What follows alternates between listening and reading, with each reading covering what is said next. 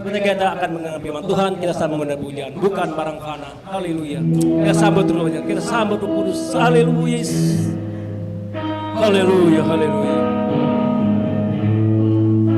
Haleluya. Siapkan hati kita untuk menyembah kebenaran-Mu, Yesus. Haleluya. Bukan dengan barang fana Kau membayar dosaku, dengan darah yang mahal, tiada noda bercelah. Bukan dengan emas perak, haleluya Yesus, Kau menebus diriku. Oleh segenap kasih dan pengorbanan-Mu, Ku telah mati dan tinggalkan cara hidupku yang lama. Semuanya sia-sia dan tak berarti lagi hidup ini. Aku letakkan pada pesta-Mu ya Tuhan. Jadilah padaku seperti yang Kau ingini. Haleluya. Bukan dengan barang fana. Kita sambut yang pertama, haleluya. Yesus luar biasa. Bukan dengan barang fana. Haleluya Yesus. Haleluya.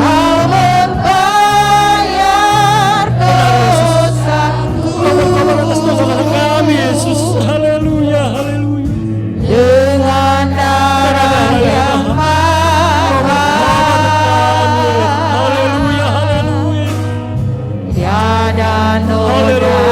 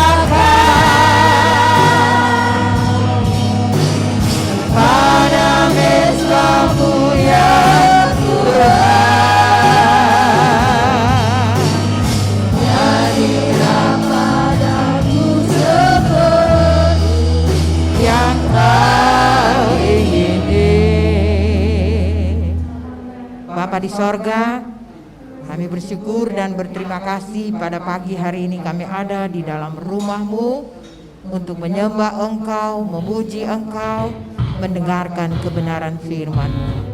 Kiranya Tuhan kembali bekerja lewat kebenaran firman-Mu, urapan-Mu ada di atas hamba-Mu, bahkan kami seluruh jemaat, agar berkat-berkat rohani kembali menjadi bahagian kami semua.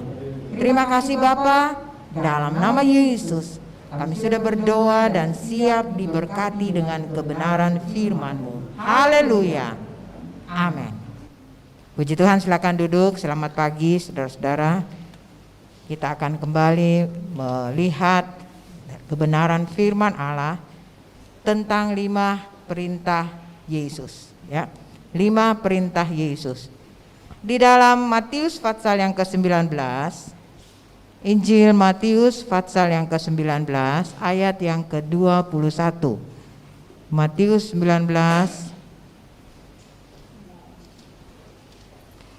ayat 21, firman Tuhan katakan, kata Yesus kepadanya, jikalau engkau hendak sempurna, pergilah, jualah segala milikmu dan berikanlah itu kepada orang-orang miskin, maka engkau akan beroleh harta di sorga.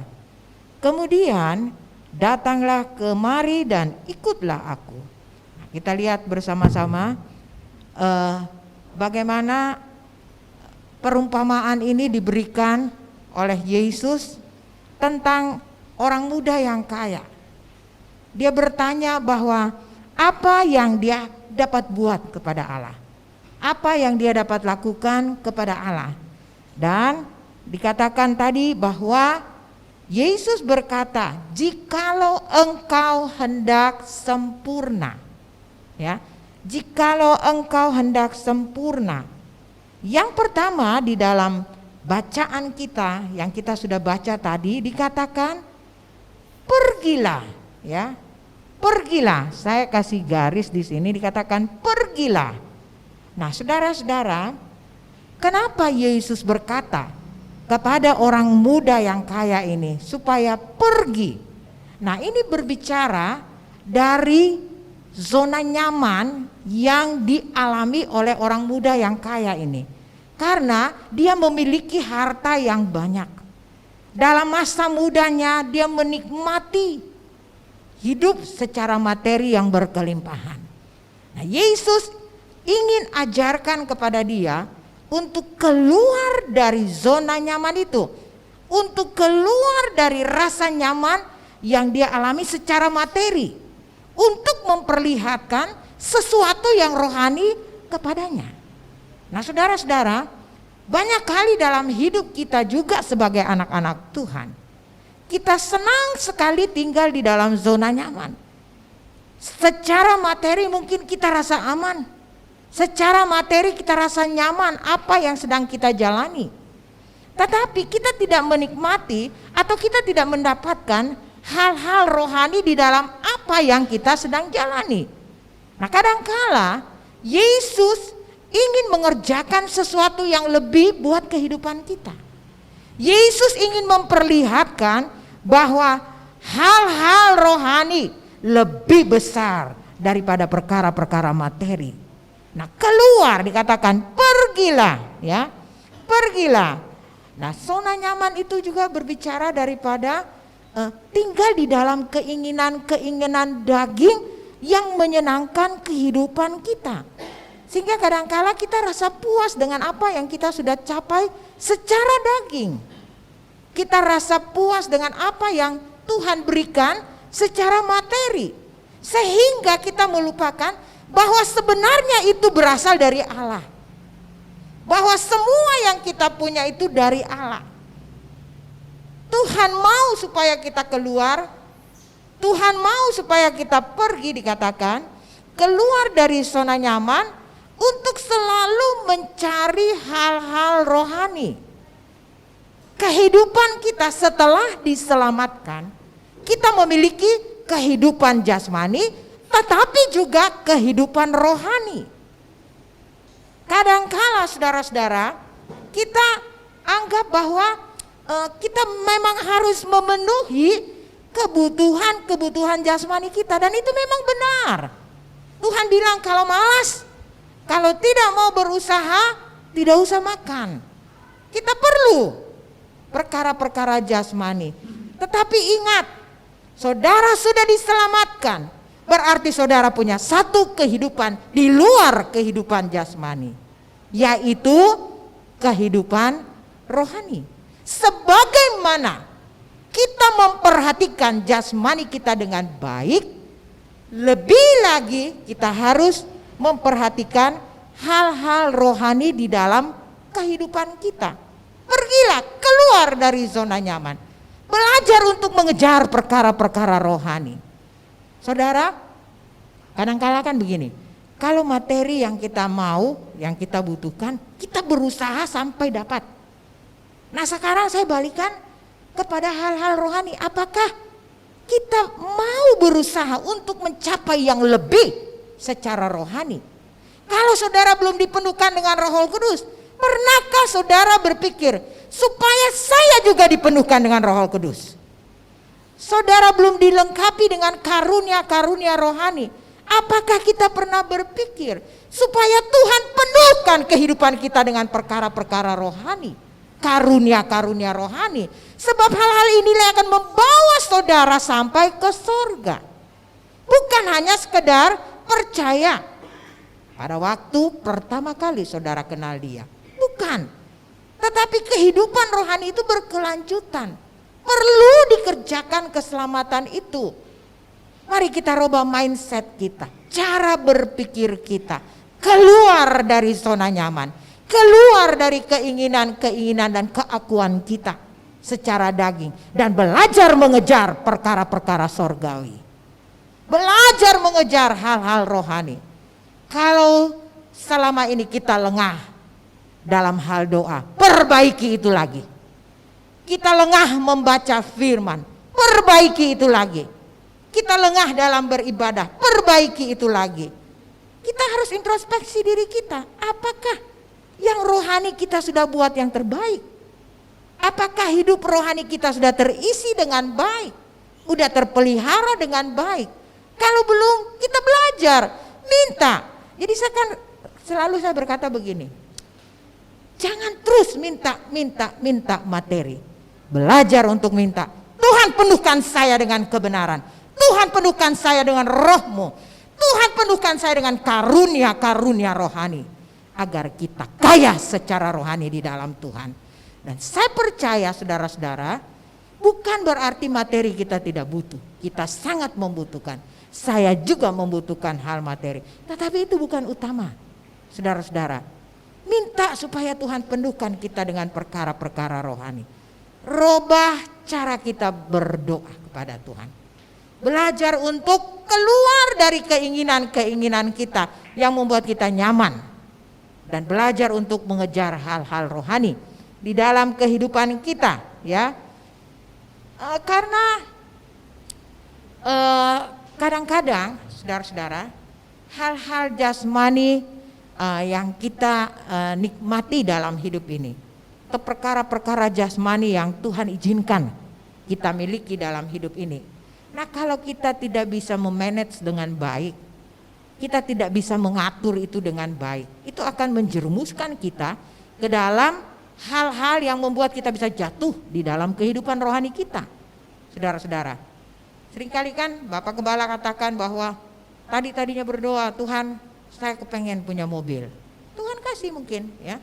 Tapi setelah punya mobil, hari Minggu ke puncak. Hari Minggu jalan-jalan. Nggak apa-apa, asal ke gereja dulu saudara-saudara. Tapi ini gereja udah terlewatkan, ibadah udah terlewatkan. Nah kadang-kadang seperti itu dalam hidup kita. Tuhan mau memberkati, tetapi Tuhan mau melihat dulu apakah ke dalam kehidupan kita ini kita prioritaskan perkara-perkara rohani atau tidak. Kita ingin supaya Tuhan penuhkan kita dengan perkara-perkara rohani atau tidak. Ya, kadang-kadang kita anggap sepele. Ya sudah, saya datang ibadah aja, sudah cukup. Tidak, masih kurang. Di rumah pun saudara berdoa, terus kejar perkara-perkara rohani itu dalam hidup saudara. minta supaya Tuhan berikan hal-hal rohani itu kepada kita, ya. Dan dikatakan, Yesus berkata lagi, dikatakan di dalam ayat-ayat tadi, setelah keluar atau pergi, dikatakan juallah, ya. Juallah. Ini dikatakan juallah apa yang kamu miliki. Nah, Tuhan langsung berbicara ke intinya. Kan orang muda ini bertanya, apa yang saya bisa buat kepada Tuhan? Ya, Tuhan berbicara secara fokus. Intinya Tuhan mau korek. Intinya yang Tuhan mau memperbaiki. Dia tahu orang muda ini tidak bakalan susah. Ya, justru kadang-kadang Tuhan bekerja kepada hal-hal yang sebenarnya menjadi kesenangan kita dan susah untuk kita robah. Ya, pergilah, jualah, dikatakan, jualah kepada orang muda ini, ya. Nah, saudara-saudara, di dalam Markus, saya baca di dalam Markus 10 ayat 28 sampai 30. Injil Markus 10 ayat 28 sampai 30. Dikatakan begini, berkatalah Petrus kepada Yesus, kami ini telah meninggalkan segala sesuatu dan mengikut Engkau. Jawab Yesus, aku berkata kepadamu, sesungguhnya setiap orang yang karena aku dan karena Injil meninggalkan rumahnya, saudaranya laki-laki atau saudaranya perempuan, ibunya atau bapaknya, anak-anaknya atau ladangnya, orang itu sekarang pada masa ini juga akan menerima kembali 100 kali lipat rumah, saudara laki-laki, saudara perempuan, ibu, anak dan ladang, sekalipun disertai berbagai penganiayaan. Dan pada zaman yang akan datang, ia akan menerima hidup yang kekal.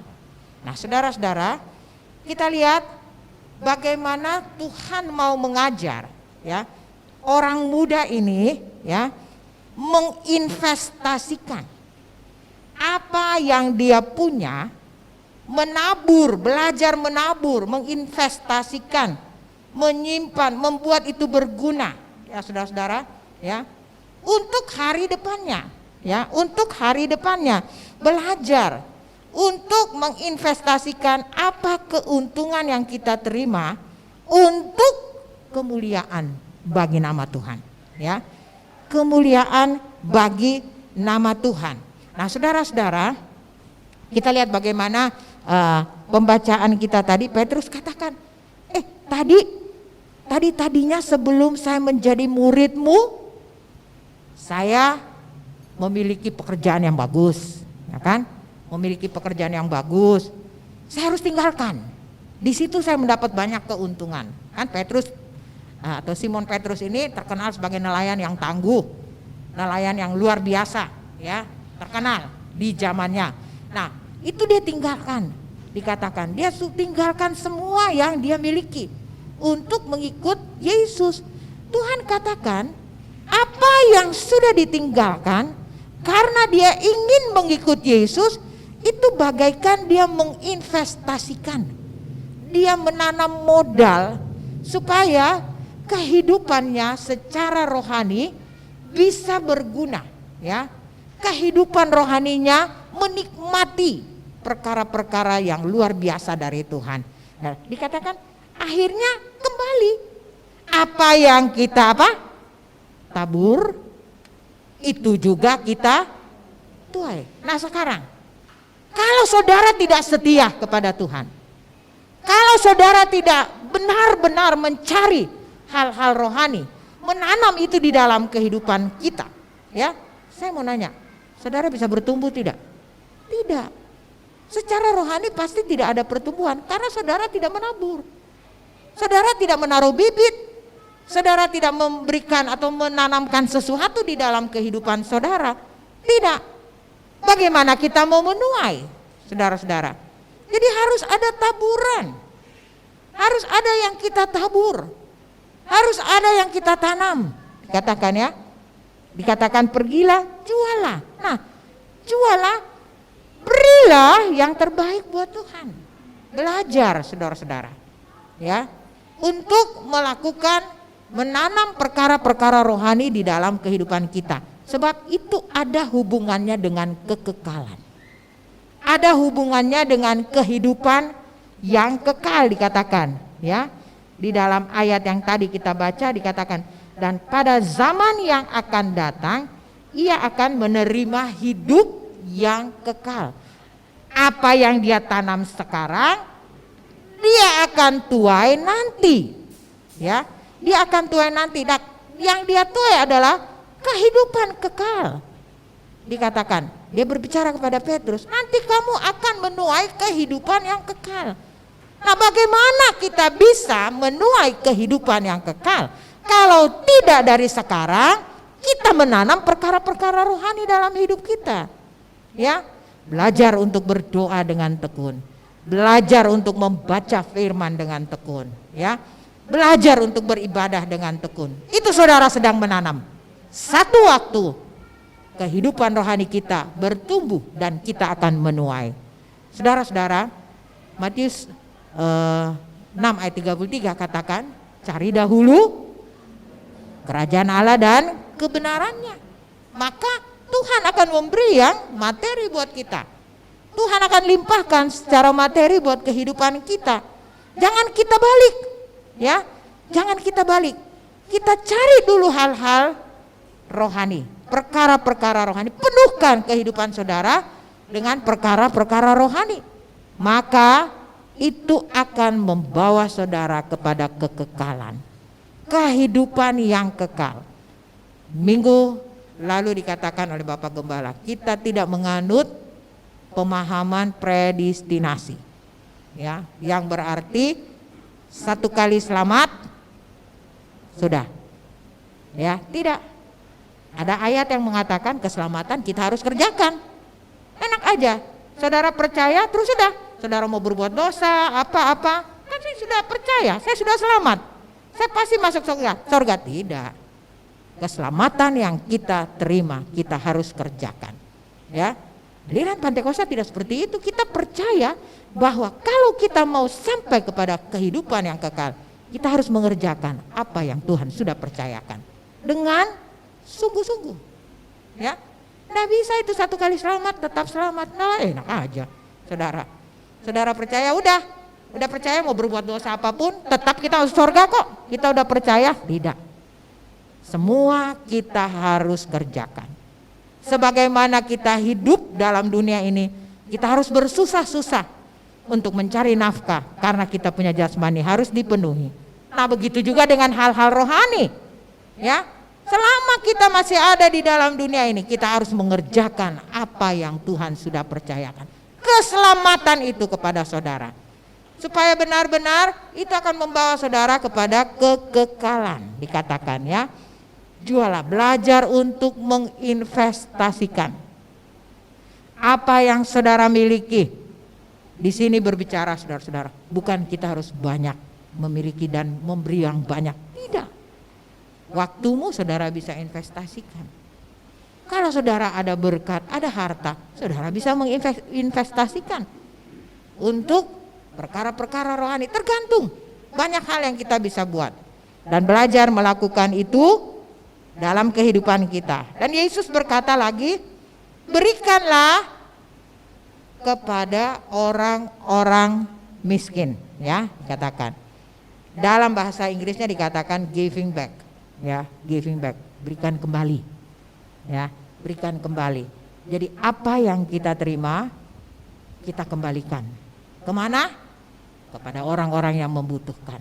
Belajar, saudara. Saya selalu berkata, saya tidak mau terus-terus berbicara secara materi. Saudara, kita belajar giving back, maksudnya memberikan kembali.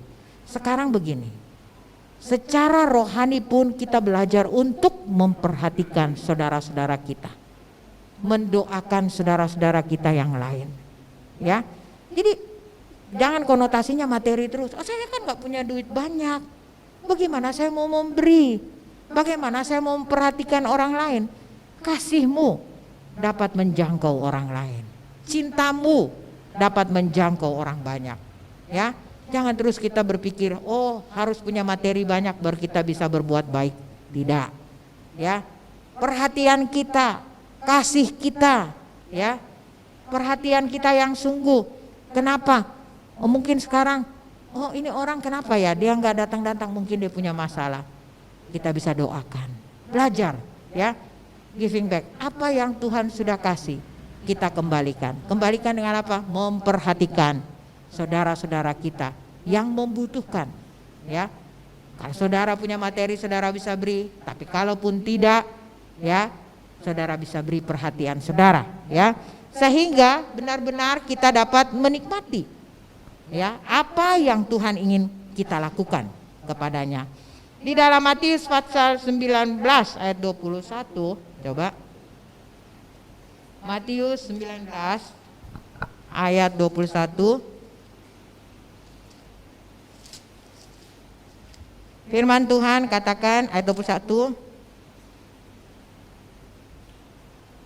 Yang seperti tadi kita baca, ya.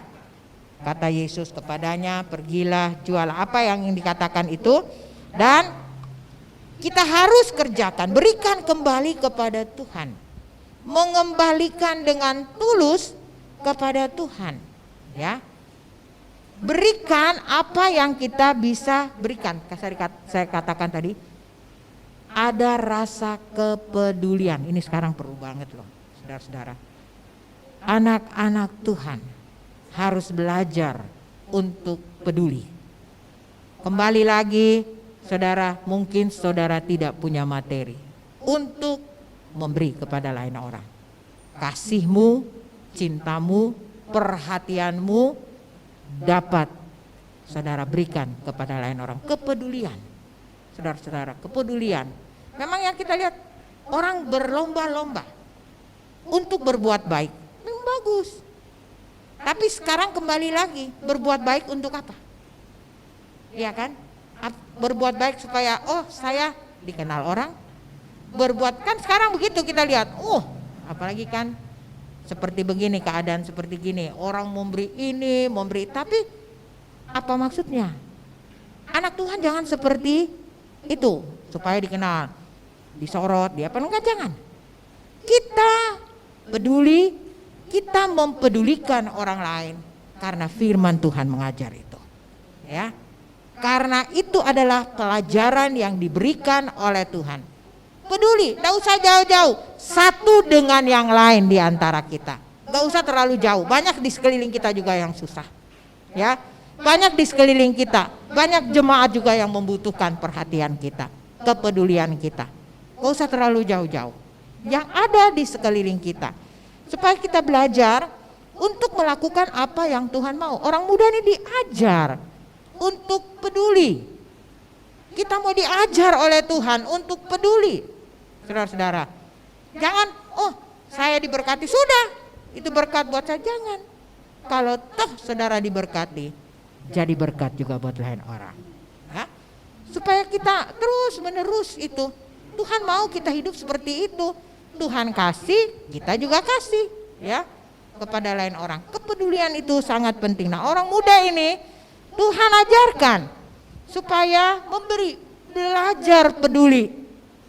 Selama ini mungkin dia mencari, bekerja keras, menumpuk harta untuk kesenangan dia secara daging. Itu Tuhan tidak mau, ya. Sebab berkat dari itu Tuhan. Susah payah tidak ada gunanya. Benar kan, ada di dalam Amsal? Yang kasih berkat siapa? Tuhan. Yang memberkati siapa? Tuhan. Susah payah tidak ada gunanya. Saudara kerja dari pagi ketemu pagi, ada yang tidak menikmati apa yang dia kerjakan, habis, malah sakit, uang habis untuk bayar dokter, dia tidak menikmati, ya. Karena yang memberkati adalah Tuhan. Makanya kalaupun toh kita berdoa, Tuhan berkati saya supaya saya jadi berkat juga, ya. Belajar untuk peduli, belajar untuk memperhatikan orang-orang sekeliling kita, keluarga kita yang susah, keluarga kita yang berkekurangan, orang-orang sekeliling kita yang susah dan berkekurangan, itu patut kita peduli. Ya, itu patut kita perhatikan. Ya, dan dikatakan lagi, Yesus berkata, engkau akan beroleh harta di sorga. Engkau akan beroleh harta di sorga, saudara-saudara. Dengan melakukan perintahnya, katakan, maka kita akan diberikan hati yang bersyukur. 2 Korintus 5 ayat 1. 2 Korintus pasal 5 ayatnya yang pertama, firman Tuhan katakan begini. Karena kami tahu bahwa jika kemah tempat kediaman kita di bumi ini dibongkar, Allah telah menyediakan suatu tempat kediaman di sorga bagi kita.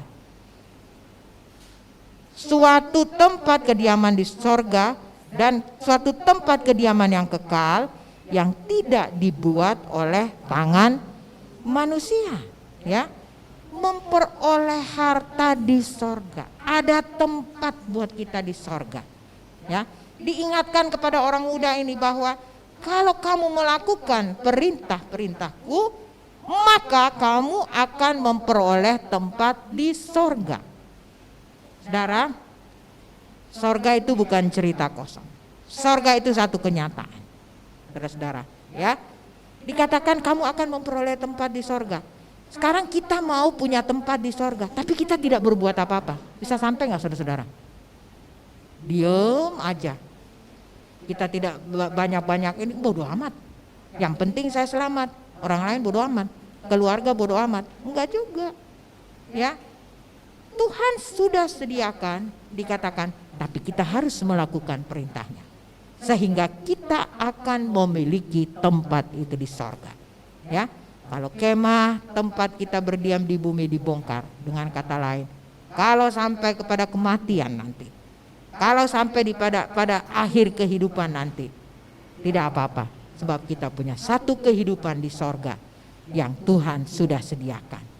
Dan memang saudara-saudara, sangat senang kalau kita tahu bahwa kita punya tempat di sorga, karena dunia ini penuh dengan penderitaan. Satu waktu pun kita akan tinggalkan dunia. Saudara mau kemana? Ayo. Kita tahu bahwa kita punya tempat Tuhan sudah sediakan di sorga. Nah, untuk sampai kepada hal itu, untuk mencapai hal itu, kita harus melakukan perintah Tuhan, ya. Dan yang terakhir Yesus berkata, datanglah kemari. Jadi Yesus memberi nasihat kepada orang muda ini, orang muda yang kaya. Datanglah kemari, ikutlah aku. Jadi memang tidak mudah, banyak syarat, ya, banyak hal yang harus kita kerjakan untuk mengikut Tuhan dengan benar, ya. Banyak yang harus kita lakukan untuk mengikut Tuhan dengan benar. Dikatakan di dalam Galatia 5 ayat 24, barang siapa menjadi milik Kristus Yesus, ia telah menyalibkan daging dengan segala hawa nafsu dan keinginannya. Ya. Dia telah menyalibkan, dikatakan, keinginan daging dan segala hawa nafsu. Ya. Barang siapa yang menjadi milik Kristus. Paulus pernah berkata, biar aku makin berkurang dan dia makin bertambah, di dalam 1 Yohanes, ya. Jadi memang itu adalah posisi kita yang benar di hadapan Tuhan. Paulus juga pernah katakan di dalam Galatia 2 ayat 20, hidupku bukannya aku lagi, tapi Kristus yang hidup di dalam aku. Ini pikiran rohani. Ini adalah perjalanan rohani kita. Ya, hidupku bukannya aku lagi, tapi Kristus yang hidup di dalam aku. Ya, dikatakan bahwa Paulus berpikir secara rohani, bertindak secara rohani, berjalan dalam kehidupan rohani yang benar. Sehingga benar-benar saudara-saudara, apa yang terjadi dalam hidupnya. Kita lihat, Rasul Paulus juga adalah seorang rasul yang luar biasa menerima dan mengalami banyak penderitaan dalam pelayanan. Kalau saudara rajin baca di Kisah Rasul, di Korintus, Kisah Rasul, di situ saudara akan mendapati bagaimana Paulus begitu menderita dalam perjalanan hidup dan pelayanannya. Ya, tetapi Tuhan berikan dia kemampuan. Sebab banyak hal yang dia alami, yang dia tetap percayakan itu kepada Tuhan. Ada lagi ayat Filipi 4:13, aku cakap menanggung segala sesuatu di dalam Dia yang memberi kekuatan kepadaku. Ini pengalaman rohani Paulus. Ya, kita belajar. Saya pegang ayat-ayat ini, saudara-saudara. Sebagai seorang hamba Tuhan, saya pegang semua ini. Ya, kalaupun toh ada hal-hal yang berat, perkatakan firman, belajar. Aku cakap bukan karena aku, tapi karena Dia yang memberi kekuatan kepadaku. Ya, hidupku bukan aku lagi, tapi Kristus yang hidup di dalam aku. Dan kalaupun aku hidup, aku ingin memuliakan Tuhan dengan kehidupanku. Ya, jadi memang hal-hal yang kita udah mesti belajar di hari-hari yang sulit ini, hari-hari yang susah yang kita lihat dengan mata kita secara jasmani, tidak memberi pengharapan. Virus 1 selesai, ini COVID-19 belum selesai, udah ngintip lagi varian-varian yang baru. Ya, kita tidak tahu lagi ini virus penyakit. Belum lagi kita baca, kita lihat di berita bahwa nanti ada planet ini, planet itu tabrakan. Saudara-saudara, kalau kita lihat secara kasat mata, dunia ini bukan makin baik. Semakin hari semakin berat, semakin hari semakin susah. Ya, nah bagaimana kita membuat diri kita ini sebagai anak Tuhan supaya kita bisa berdiri kuat, kita berdiri teguh di hari-hari ini, memandang Yesus, melihat kepada Yesus secara rohani, ya, dan belajar hidup secara rohani. Saudara nggak usah takut yang materi. Yang penting saudara kerja, saudara berusaha, apapun yang saudara buat, Tuhan buat berhasil. Apapun yang saudara kerjakan, Tuhan buat berhasil. Saudara-saudara, ya, dan belajar dari bagaimana Tuhan ingin memproses orang muda yang kaya ini. Dikatakan yang pertama tadi, pergilah, ya, keluar dari zona nyaman, jualah, belajar menginvestasikan apa yang kita miliki, ya, belajar, ya.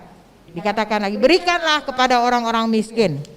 Belajar untuk memberi, belajar untuk memperhatikan, belajar untuk peduli kepada orang-orang sekeliling kita. Dan juga dikatakan, engkau akan beroleh harta di sorga. Tuhan mengingatkan bahwa apa yang kita lakukan secara rohani tidak sia-sia. Ada harta di sorga buat kita, ya. Dan dikatakan, datanglah kemari, ikutlah aku. Dan ingat, mengikut Yesus akan banyak konsekuensi yang kita akan alami secara jasmani. Nggak enak secara jasmani. Dikikis terus menerus, ditempa terus menerus bagaikan emas yang dibakar. Kita akan bertumbuh, bertambah, semakin hari semakin benar, semakin hari semakin suci dan kudus, semakin hari semakin menyenangkan hati Tuhan. Kita hidup untuk memuliakan Tuhan, kita hidup untuk menyenangkan hati Tuhan, maka berkat-berkat Tuhan akan limpahkan atas hidup kita. Sekarang yang penting kita cukup. Amin, saudara-saudara, ya. Orang kaya juga tuh kita lihat tuh di TV, Bill Gates. Kurang apa dia orang kaya di dunia? Tapi ada aja kan, dia bercerai sama istrinya, lihatnya rukun-rukun. Dia orang yang setia loh kepada Tuhan. Dia memberi bukan 10%, 90%. Dan dia hanya miliki 10%, tapi toh ada aja masalah dalam hidup. Jadi kita lihat, materi tidak menjamin sesuatu. Tapi baiknya, ya, kita hidup, kita lihat bagaimana kita harus hidup secara rohani. Ada aja Bill Gates harus cerai dengan istrinya, dan tidak tahu di hari-hari ini apa lagi yang akan terjadi, ya. Yang pasti kita protek diri kita sendiri, belajar supaya Tuhan berikan pertumbuhan secara rohani. Semakin hari semakin benar, semakin hari semakin suci, semakin hari semakin menyenangkan hati Tuhan. Dan saya percaya setiap hari Tuhan kasih kecukupan buat kita. Mungkin tidak limpah ruah, mungkin tidak tiba-tiba kita punya rumah 5, mobil 5. Enggak, bukan seperti itu. Tapi pada saat kita membutuhkan, Tuhan sudah sediakan. Dan ingat, Tuhan dapat pakai siapa saja, Tuhan dapat gerakan siapa saja, ya. Tuhan punya banyak cara, Tuhan punya banyak jalan untuk memelihara hidup kita. Karena Dia adalah Tuhan. Ya. Dia tidak bisa kita pikirkan secara jasmani, enggak.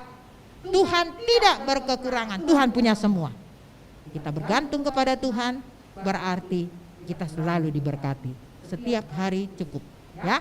Setiap hari kita ada berkat. Pokoknya cukup aja, udah puji Tuhan deh. Kita bisa makan, kata Paulus lagi, kita bisa pakai, cukup bagiku. Tuhan memberkati saudara-saudara sekalian. Haleluya. Ya, biar kita belajar melakukan 5 perintah ini, apa yang Tuhan mau supaya kita mendapat tempat kekekalan di sorga. Mari sama-sama kita bangkit berdiri. Ku ada sebab anugerah.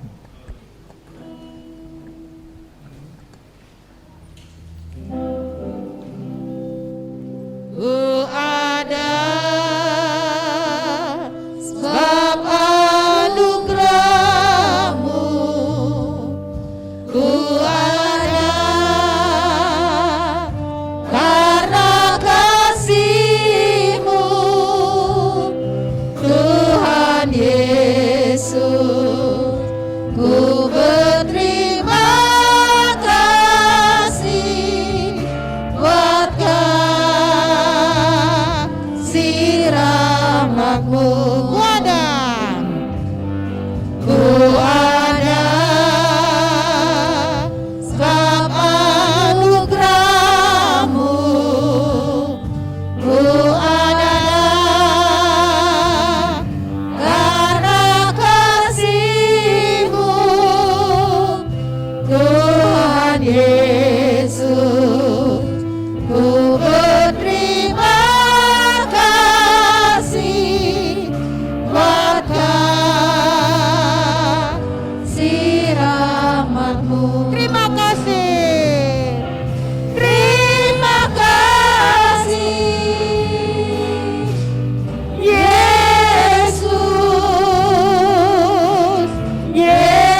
Yesus. Terima kasih karena anugerah-Mu yang hidupku sekarang. Ku kan memuji-Mu. Haleluya. Selamanya. Terima kasih. Terima kasih Yesus. Yesus.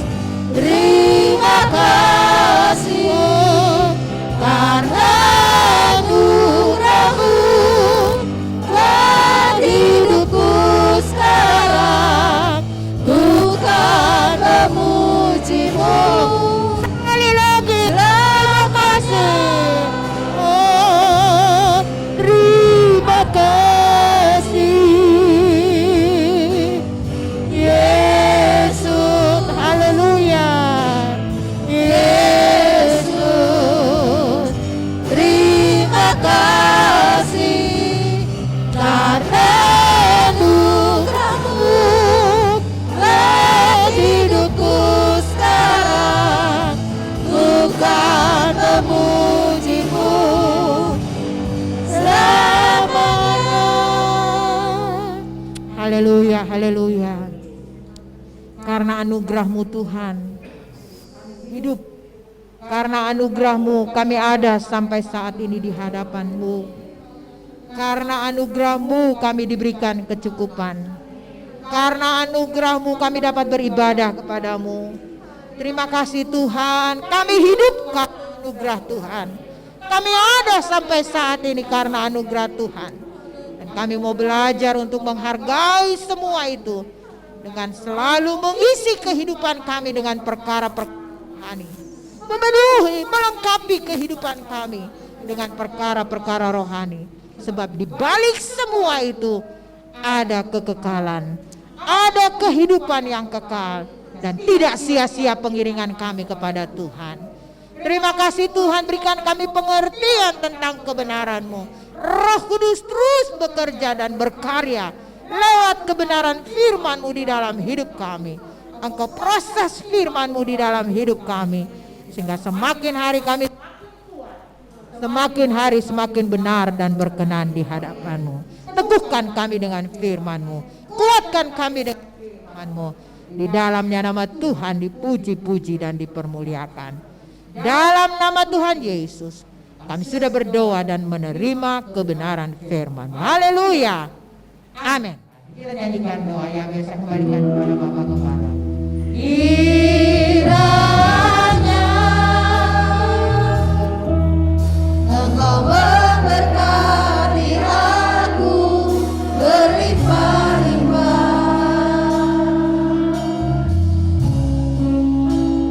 dan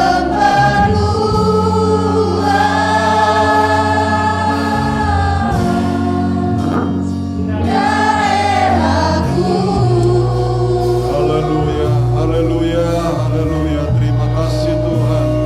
Dan kiranya tangan-Mu menyertai aku dan melindungi aku daripada malapetaka, sehingga kesakitan tidak menimpa aku. Terima kasih banyak Bapa di sorga, kami memuji akan kebesaran Tuhan. Kami meninggikan Engkau di atas segala-galanya, yang selalu ada bersama dengan kami, yang tidak pernah meninggalkan kami. Engkau kembali menyatakan kasih dan kuasa-Mu di tengah-tengah ibadah kami, dan kami yakin kami semua diberkati oleh Tuhan. Tidak ada satupun yang terlewatkan dari kehadiran Tuhan dan kuasa Tuhan ketika kami memuji Tuhan, ketika kami menyembah Tuhan, mendengarkan kebenaran firman Allah. Lawatan Tuhan menjadi bagian kami semua. Terima kasih Bapa di sorga. Kalau ada di antara kami pun yang dalam keadaan sakit, Engkau sudah sembuhkan dengan kuasa Tuhan. Yang lemah dikuatkan, yang bermasalah ditolong Tuhan. Sebab Engkau adalah Allah yang maha kuasa, yang mengerti keberadaan kami, yang tahu apa yang kami alami sampai pada saat ini. Terima kasih Bapa, memberkati hamba-hamba-Mu, anak-anak-Mu yang sudah mengambil bagian dalam pelayanan di sepanjang ibadah ini. Semua korban persembahan yang diberikan dalam bentuk apapun, dalam nama Tuhan Yesus Kristus, semuanya diberkati oleh Tuhan. Kembali kami menyerahkan ke dalam tangan Tuhan buat semua aktivitas kami. Kami serahkan segala sesuatunya ke dalam tangan Tuhan. Tuhan lindungi kami, tutup bungkus kami dengan kuasa darah-Mu Tuhan. Sehingga ketika kami melangkah untuk beraktivitas, kami dijauhkan dari mara bahaya celaka, niat jahat orang fasik, dijauhkan dari malapetaka, dijauhkan dari sakit penyakit, dijauhkan dari virus corona, virus apapun dihancurkan oleh kuasa Tuhan. Sehingga kami melakukan segala sesuatu di dalam kehidupan kami pasti diberkati oleh Tuhan. Terima kasih Bapa, kami juga berdoa buat saudara-saudara kami, buat keluarga, buat jemaat yang tidak bersama dengan kami. Kalau mereka dalam keadaan sakit, Bapa ulurkan tangan-Mu untuk menjamah mereka. Di dalam nama Tuhan Yesus Kristus, mereka boleh disembuhkan oleh Tuhan. Terima kasih Bapa, kami juga tetap berdoa buat bangsa negara pemerintah yang ada di Indonesia. Turunkan belas kasihan-Mu buat bangsa kami ini ya Tuhan. Pulihkan bangsa kami ini dari keterpurukan yang terjadi. Tuhan, nyatakan anugerah-Mu yang besar, kasih-Mu yang besar. Lawatan Tuhan menjadi bagian bangsa ini. Bangsa ini dipulihkan, bangsa ini diberkati oleh Tuhan. Bangsa ini dikuasai oleh Tuhan. Dan teristimewa diselamatkan oleh Tuhan. Pemerintah yang ada, Engkau berikan hikmat kebijaksanaan agar apa yang menjadi tugas mereka boleh lakukan untuk kepentingan semua masyarakat yang ada di negara dan bangsa ini. Terima kasih Bapak, sebentar kami kembali pulang, sertai dalam perjalanan kami.